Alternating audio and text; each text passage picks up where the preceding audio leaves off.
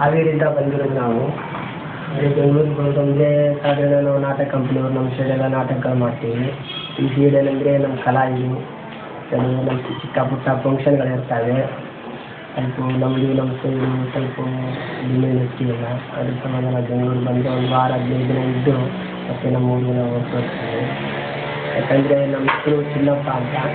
ಚಿನ್ನಪ್ಪ ಬುಡಿಗಂಗಮ್ಮ.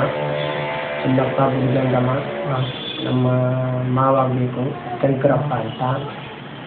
ನಾನು mobile number ಏನಂದರೆ 8971755165.